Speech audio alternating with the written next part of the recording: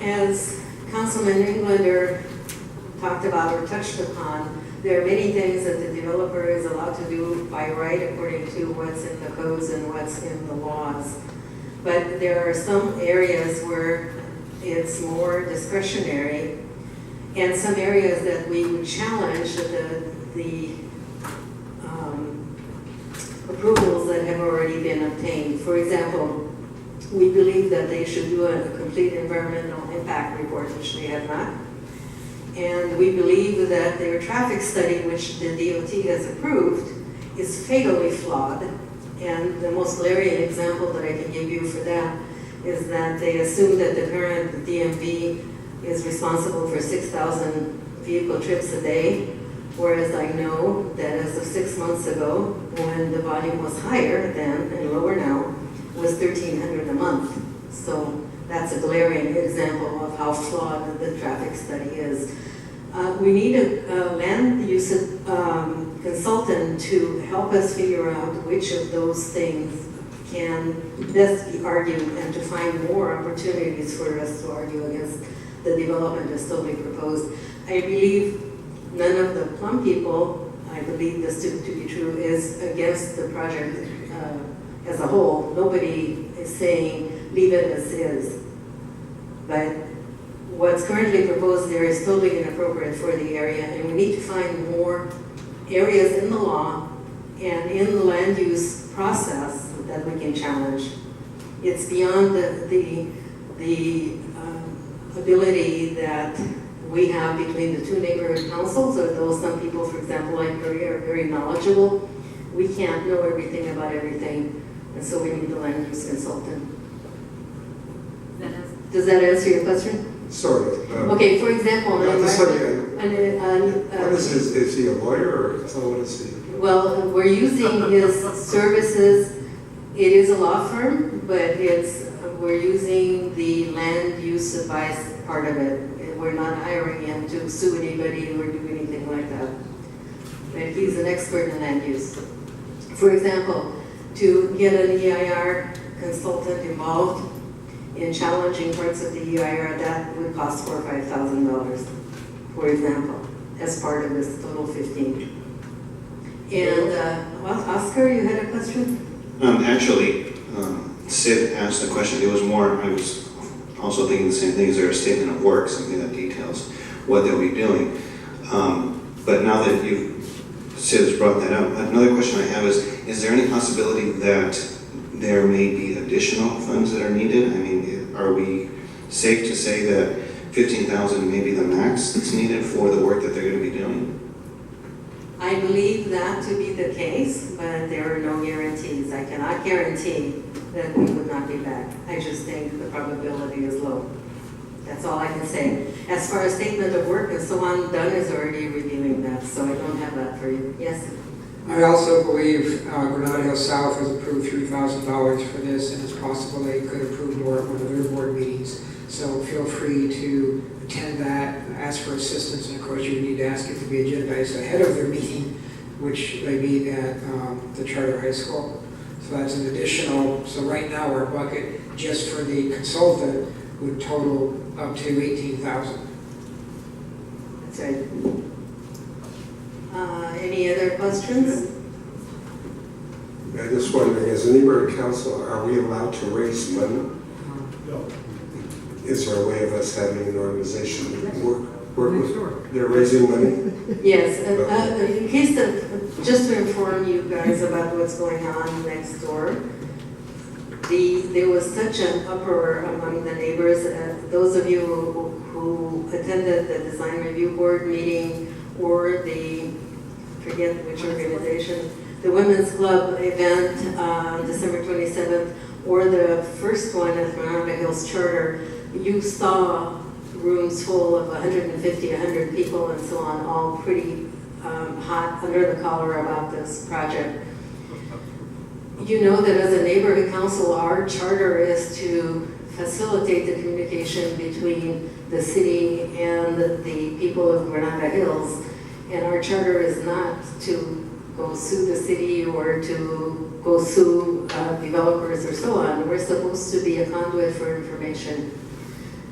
which binds us somewhat in what we can and cannot do. And so the neighbors themselves came up with ideas of what they wanted to do that were beyond what we as a neighborhood council could participate in. And that is what's happening next door. Yes, Bill? I just wanted to point out that if it's still going on after the meeting, I would guess their attendance is probably near 75 next door, and Mitch is still there. They haven't let him go, so that's why there's nobody here. They're all over there.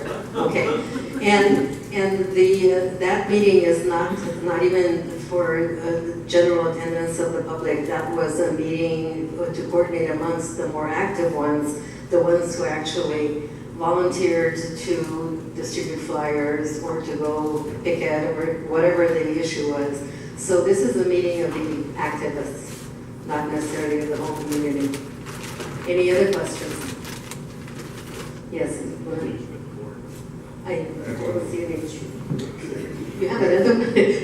That's Sorry. it. It's a lot of money for this neighborhood council. I'm just trying to see what we're doing. Maybe you know that the city sues people all the time, and I'm just wondering, have we consulted with the city attorney if there would be a possibility that they could help us out as well? The city attorney immediately directed us to none. Okay, there's nothing to sue these people on right now. We are using this attorney as a land use consultant because he knows where we can fight it, and if we are going to sue, then he knows how we can sue them. No, we can't sue the city. Okay. No, I'm just saying the city, you know, the city attorney is suing Macy's for the way they deal. I just wondering, here's a neighborhood that's being besieged by a major corporation. Well, That is the whole point of getting a land use consultant. Tell us on what grounds we can take what actions. But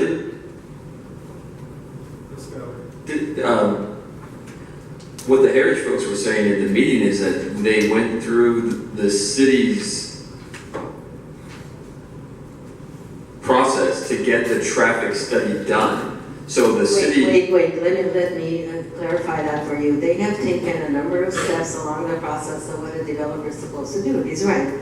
And if you've taken a look at his documents, which are available online, you'll find that for every step he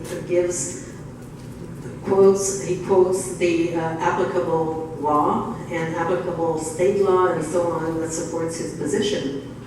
And so he's gone this far and has a lot of supporting documentation. Our job is to find on what grounds can we challenge those things that he's presenting, which is complex in many ways, and so we need a land use consultant to do that. So far, he has done nothing wrong, quote unquote, but he may have done a few things that are inaccurate. The developer pays for the traffic study, the city does not. So he hires the consultant he wants to do a traffic study, and he submits it to the Department of Transportation for approval. The Department of Transportation goes through its own process to see whether they accept the report or not. And most of that is done on paper without any knowledge of the actual conditions on the ground. For example, on the example I gave you about the DMV traffic, they went by what the book says. You could assume, if you don't have any information on what a DMV's traffic pattern ought to be without actually knowing what it is. And so the DOT approved it, and that's definitely one of the places to challenge them. But there may be 100 other places like this that we don't see because it's too complicated. Any other? Glenn, and then Maria. So this may be more of a question for the treasurer, but I'm probably maybe a little bit rusty on the procedures. So I know any time there's $5,000 or more dollars involved, that does require approval of the department. Then I know there's another threshold above that where it has to go to the Board of Neighborhood Commissioners. Have you looked to see what that threshold is? And the only reason I ask because that's kind of a laborious. I wasn't aware of that threshold. We know the 5,000 but we have to vote on it before Jeff can look at the contract and approve it. So Understood. it's gone through done, it's gone to done, not through done yet. Right. It's gone to done. So just while simultaneously while you're doing that, you might just, without you mentioning your name, but I know there is a secondary threshold. I just don't know whether it's 10,000, 15,000, but there is a higher amount for it. Okay, well, and then anticipating a potential problem, maybe we could change the motion to have a two-step thing, to approve a certain amount and then come back if that's true and ask for additional one. We would need to vote on spending the money before we can ask for Okay, permission to do it. In other words, I mean, here, the neighborhood council voted to spend this much money, we need your approval to do it. right, okay, I understand that. And also, Glenn and everybody else too, time is of the essence here. If this takes another month to be approved, forget it. Well, that's the only reason I even asked, and maybe you're lucky and it's a $25,000 threshold. I just know it's out there. So you might want to, because if you vote tonight up to a certain amount and you find out the time of the essence, and you might, I know you can't do split transactions, so whatever the contract is, the contract is. And I guess they'll have to do two separate contracts for the two different neighborhood councils, and that won't affect the limit, I wouldn't think, but that's just all something you have to check. And Glenn, if you can find that out for us, we appreciate it. If it shows up on their website, I'll let you know. Because it is somewhere in or maybe Brian knows from the treasurer's training. No, I don't, but I will contact Dunn tomorrow and get some answers on this. It's in our treasurer's, I understand, but it's much easier to go right to the horse's mouth. well, then you may not give it correct answer, but okay. Right, so I then understand. Maria was next. Right next to you, Bill. You're so short, I missed it. Thank you. This has been an ongoing project here. If any of you have looked at some of the 700 pages, the other 160 pages on that link, it's quite onerous. Just a few things. When attorneys look at these kind of land use issues, they zero in on those problems that hold weight. Whether it's at a hearing, whether it's for future appeal, for future litigation, that kind of thing. This is kind of a wonderful opportunity that this neighborhood council has taken to take an expert, to take a look at some of the flaws in this project. Just looking at it on the surface, Kennedy High School, when I went down in the Northridge earthquake, they had some problems there. Geological surveys say potential liquefaction, land failure. That's the same area that this project's on. Traffic studies are flawed. They're looking at merging maps. If, apparently, that there's some problems with the environmental, they may not be able to merge those maps. This is beyond our capabilities. We're not able to answer these kind of things, where an attorney certainly could. Thank you. Thanks, Maria. And Maria, thank you for all your work on this. Invaluable.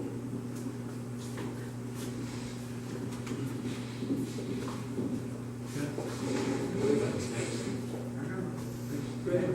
Yes. Yeah. Assuming we are on public comment, right? Okay. First of all, I just want you board members to know that the city charter for the neighborhood system of neighborhood councils says that the purpose of the neighborhood council is to ensure the delivery of governmental services to the stakeholders. Not what I heard said earlier. There's a lot of exhaustive measures that you can do. My first question now is, have you done a community impact statement on the project yet, opposing it? If not, this is the purpose of your neighborhood council. You are an advisory body, not a decision-making body. I believe that you have 2 steps still to go through, so there's plenty of opportunity to learn what is and what is not happening, plenty of opportunity to do outreach to the public so that they can go to the North Valley Area Planning Commission and express their feelings for or against. They can go then to the City Planning Commission after that and express their feelings for or against. Now, if somewhere after the North Valley Planning Commission you think you need extra help to understand what's being done, then maybe it's time to spend the money. But to spend the money now for advice on something that you don't understand, without doing a little bit of homework first? Because homework's easy to do. I could probably answer all the questions you want to spend $15,000 to these guys to do, okay? And I won't charge you for it. So think twice before you spend this kind of our taxpayer money on something that is not fulfilling the purpose of the neighborhood council.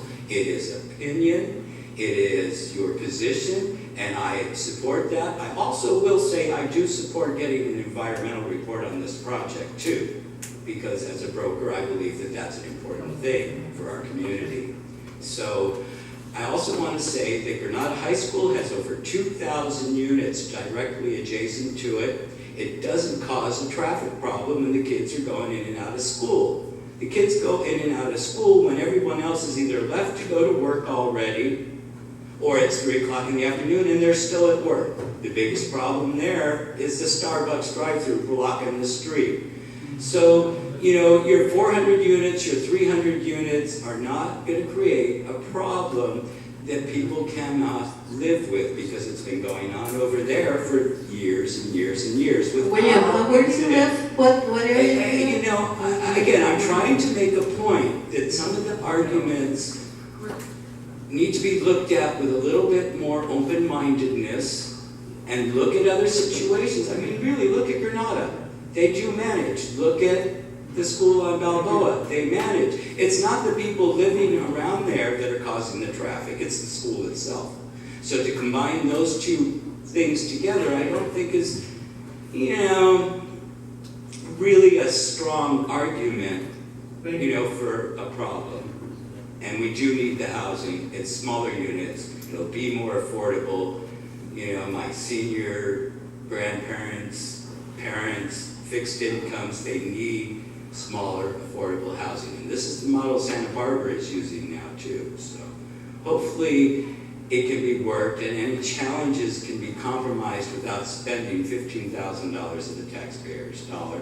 And I will tell you that Granada Hills South, if they do want to try to support this, will certainly face some opposition from me because it's out of their jurisdiction. So stick to what you can do as the North Council and don't count on someone else right now. Thank you, Mr. Kuzma. Joe? Yeah, I just wanted to ask about whether or not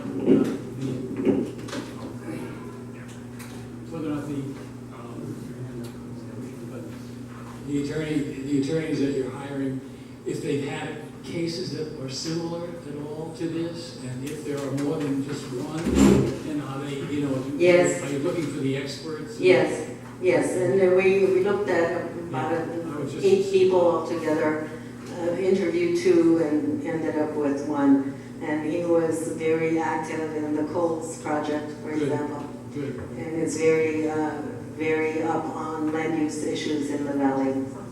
Kyle? Home Depot as well. I also want to thank Maria also for her work with you. I mean, she's done a lot. We appreciate that. Right, Kyle. Yeah, I just wanted to address what you said. Sorry, I don't know your name. William Kuzman. William. Sorry, Ronnie. Hi. That's not his pleasure. That's not mine. But I think that the point of hiring the attorney to do this sort of review is so that we can actually work with specific information so we can make an informed decision about this project. Because right now, the developers of the project have been basing a lot of their conclusions on the impact based on just assumptions that they're making and not based on the facts on the ground. So without any facts, we have to turn to someone who can gather those facts for us, which would be the purpose of this land use attorney. Just saying, all those facts are available, all you gotta do is go and get them. No, they're not. I beg to differ on that, but at any rate, thank you, Kyle. That was very well said. Okay. Any other questions that any of us can answer? Yes. No, I just was, is there any way that we'll, as a council, get to talk to Mr. Sellers? Maybe, but the land use people we talk to, you go to the land use meeting and he's there, we can talk to him. I'm on the trail. All right, Wade. Thank you. I'd just like to say I don't agree with many of Mr. Kuzma's statements. I think that we have an obligation to try to do what we can do. We all worked for long and hard on getting that plan together, the community plan. Let's turn around and have the very first project that comes up basically be in violation of that plan. And all because somebody's got little extra boxes on there that if you don't do this or that, you can select something else. And that's the, the law of unintended consequence that we've got sitting out there. A bad project just got even worse because they could check off a box because they could do something else, which doesn't take into account any of our community plans. But I think Mr. Kuzman is totally wrong when he turns around and says that's not our job to do. It is our job. We've got people sitting next door.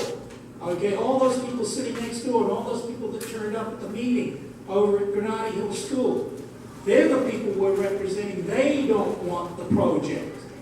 So we take exception to what you are saying about it. And they are, and the people next door and the people that showed up are a result of our outreach. So our outreach has been great. We need to do more, but I think our outreach on the project is fabulous. So, hearing anything else, Ryan? Okay.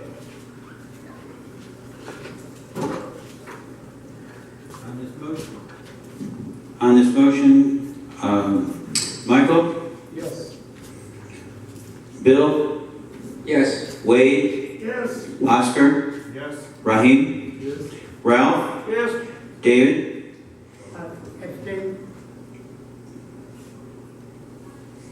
One second. Ray? Yes. Amanda? Yes. Skylar? Yes. Jan? Andres? Yes. Joe? Yes. Rob? Yes. Sid? Yes. And myself. How'd you vote? Yes. That's 14-4, 2 abstain, 2 absent, 1 ineligible. So it passes. All right, may I go on then to the next motion? This is almost after the fact, sort of dotting the i's and crossing the t's. This has to do with the Sunshine Canyon landfill intermediate cover enhancement project or ICE project. I know the board already considered it, went through Plum as cleaning up the paperwork, so to speak. Plum did consider it and vote for it.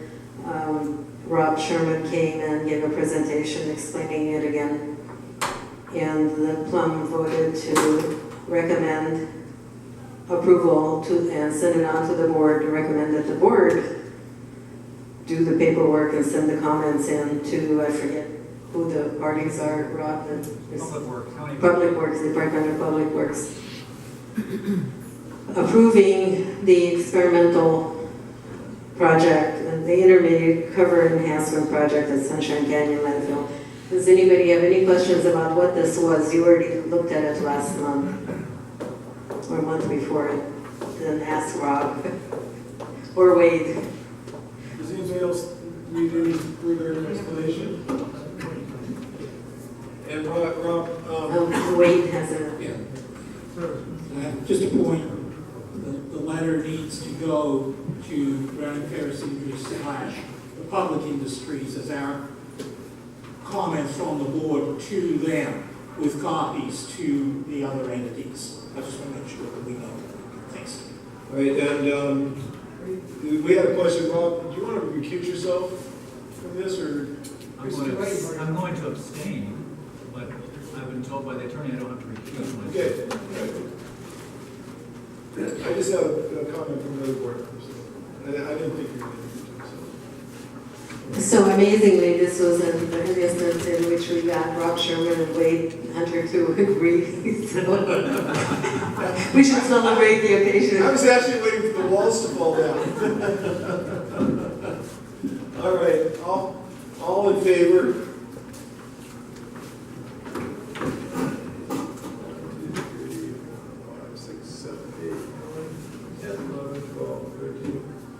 14? Okay, all opposed? 0. Abstentions? 1. And ineligible 1. Motion carries. Thank you. You're not planning on leaving to go further? I'd like, right up. I think planning and land use is done, or unless there's any questions from anybody? You know, just in case Richard needs to leave, I'd like, you heard Mitch talking about one of our Devonshire officers that was killed on New Year's Eve in a traffic accident in Simi. And Richard actually worked with this young lady. You want to give us a quick minute about her? If anybody doesn't know, Richard volunteers his time at Devonshire on their bike patrol and has worked with this young lady extensively. She was one of the first officers that we worked with on the bike patrol. In fact, she was one of the best cops I've ever known. She seemed to have eyes on the back of her head as she did patrolling. I don't know how she caught things. She was, you might say, the ultimate cop. She didn't like to take time out to eat. She was always friendly with everyone and did community police work. She was very thorough and honest and really was helpful to us volunteers. But in turn, she listened to us also. She asked us where we should go on patrol. So we said, where should we go now? Because they don't live in the area. She lived in Ventura, which most of the officers don't live in the area. So on most occasions, she would say, where should we go now? What do you want to do? So us volunteers would kind of lead the patrol and follow along. She was very thorough with what she did. She knew her stuff, and she liked her work. She was promoted to training officer. We, as volunteers, were trying to kid her and said, we're going to put a bad word in for you so you don't get promoted, because we didn't want to see her leave the bike unit. But she did get promoted to being a training officer, and she did a very good job in that. She's going to really be missed. In fact, she was planning on coming back. I think she was going to be reassigned back to bike patrol, and we were supposed to go on a ride this week, and actually last Friday, but it was raining. But yeah, she's really going to be missed. I really liked working with her, and she was an inspiration to everybody she worked with. And she's going to be missed. She's very young too, so sorry to see her go. Thanks, Richard.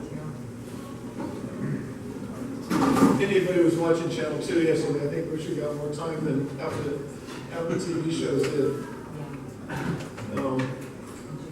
Moving along. Budget advocate, anything, Brian? There really isn't a lot right now. The budget advocates are really going over their meetings and reports.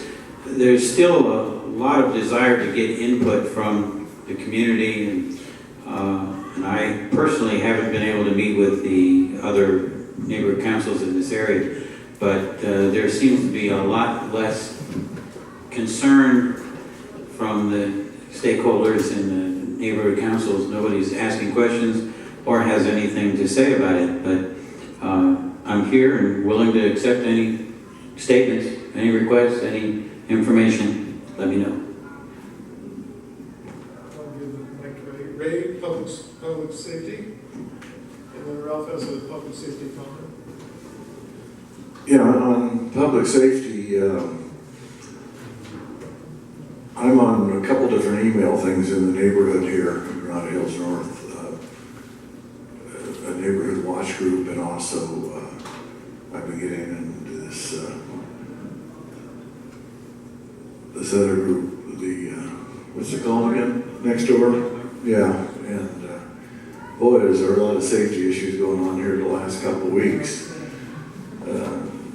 By far the worst one scares me. It's maybe about a dozen houses down the street from me.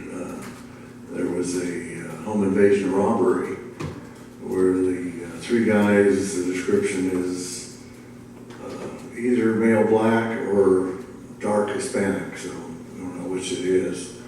And I don't know who the homeowner is yet, I'm trying to find out. But anyway, they broke in his kitchen window, he was somewhere else in the house, confronted him with guns. That may be why, a gun in his face, why he doesn't remember what race they were. But they apparently forced him to open his safe and apparently stole a lot of valuables. That's all the details I have on it for now. I'm going to try and get some more. This will be on the agenda at the next public safety meeting in a week. But it's pretty scary when that happens close to your house, I can tell you. It gets you thinking. Not to mention numerous thefts of packages over the holiday, and apparently some burglaries in the neighborhood too, more than we've had in the past. And I don't know why suddenly so much is happening in our neighborhood. Apparently not from just one source of crime, but multiple. So Jan, anything you hear, please keep me informed, and we'll have it on the agenda at the next safety meeting. I don't know if there's much we can do about it, but we'll at least discuss it and see if there's anything we can do. Well, yeah, I'd like to.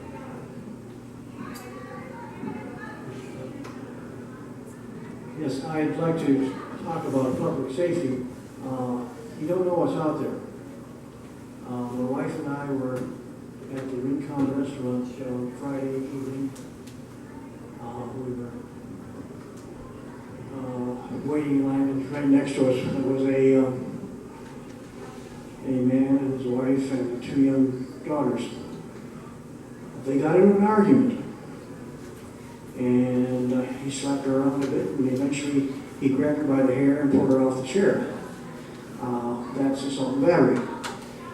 And then he pushed me aside and ran out the door, and I and another fellow, and this other fellow had gone through officer training at the Orange County Sheriff's thing, but he was not a sheriff.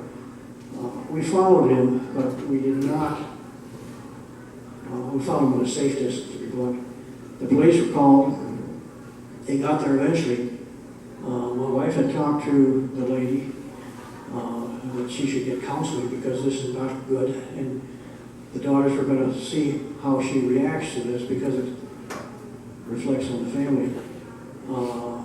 She and the daughters left by the time the police got there. And fortunately, the man had paid by credit card, so he knew who he was, where they were, and everything else, so they were going to handle that. But he goes to tell you, there's that stuff out there, and you never know what happens. And as citizens, we don't have the right really to battle the guy either, by the way, because we don't want to do assault and battery ourselves unless we are physically attacked. I've had some training as an officer too, but I don't, you don't run after the person, try and tackle them, etc. So it's just a comment that I think that those that have had training can comment further on this, but it's out there. And Mr. Kuzma was right. You don't know what the next person has. Thank you. Richard, did you want to say something? I wanted to add on to what Ray said about burglaries in this area. I go to the roll call. I'm also on the civilian car patrol, and the watch commander and the senior leads. There's an MO that's going around in our area. You'll see it, and you should all report it. If you see a higher-end car, somebody, even a female, sitting in it with a cell phone, that is somewhat of an indication that a robbery is going on or burglary is going on in a house. They're actually lookouts for these burglaries. There's 3 big hits on Louise just last week, and those are the. So we're looking for higher-end cars. A lot of them have paper plates. They're usually rentals or actually a paper plate put over a car. So if you see somebody just sitting there looking around, that's you can call in as suspicious activity, and they'll be patrolled on. So just keep an eye on that. So there is something you can do. High rent? What kind of car? You'll see Mercedes, Lexus. Expensive luxury car. Higher end. Higher end. And folks, just to follow up on Ralph's, people, some of us are trained a lot more than the normal person, But I'll tell you, be the best witness. Just keep your wits about you. Get an exact description to give to the responding officers. Don't try to take them on yourself. It's just not gonna end up well for you probably. And I'm a very hard person to buy presents for, but my sister for Christmas gave me a Ring doorbell. And I mean, this is not an ad for Ring doorbell, but I love the thing because I'm in City of Industry at my office and it goes off and I can talk to the people at my front door. And they don't know whether I'm inside or not. So, and the thing works. I know that some of the thieves now have figured out how to jam your Wi-Fi signal, but not all of them have figured that out. So, okay, all right. EP, Bill? We'll have a meeting coming up. We didn't have one in December. We gave you the opportunity to go shop for EP gifts instead. So our next meeting is third Thursday.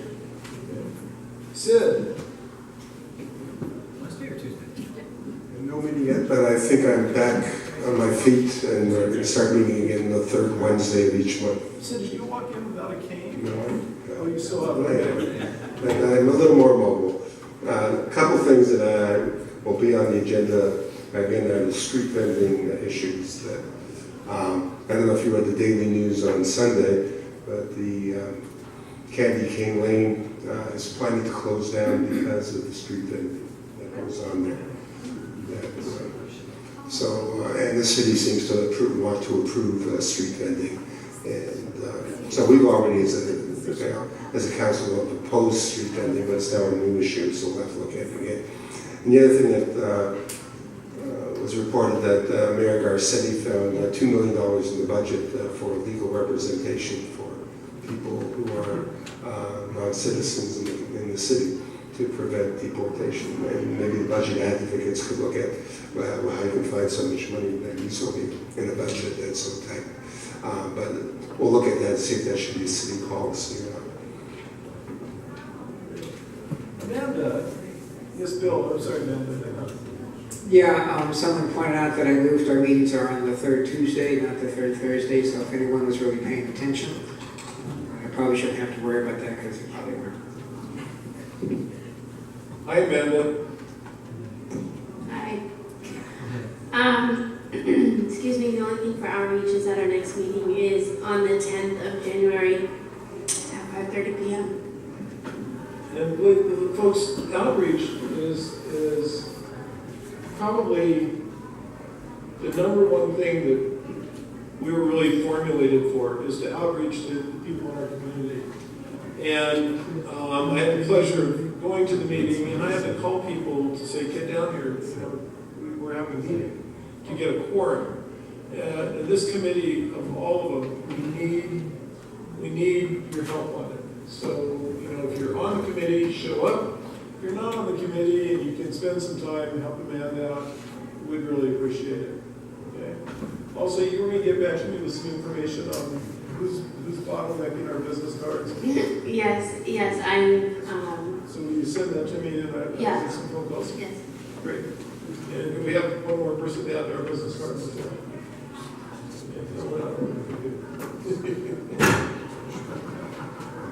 All righty. We haven't had any policy rules meetings. Right. Okay. Board comments on non-agenda items. Jan, do you have anything? No. Amanda? Hey, Bill? No. Sid? No, thank you. Andreas? No, good, thank you. Rob? No. Oscar, good to see you. No, good to be here. Good. Rain? No. Ready? Ralph?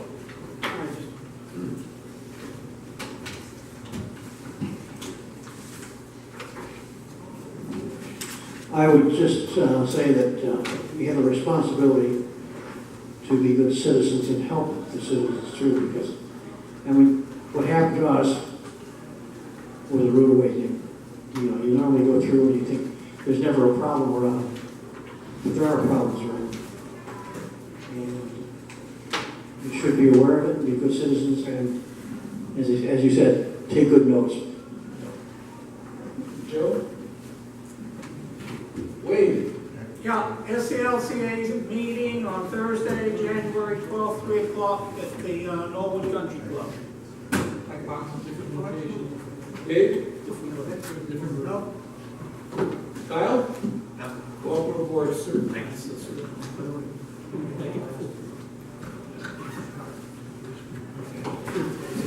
Ladies and gentlemen, thank you for attending our meeting. Agnes, thank you. And board members, thank you all for your well wishes yesterday, and thank you for everything you do for the community.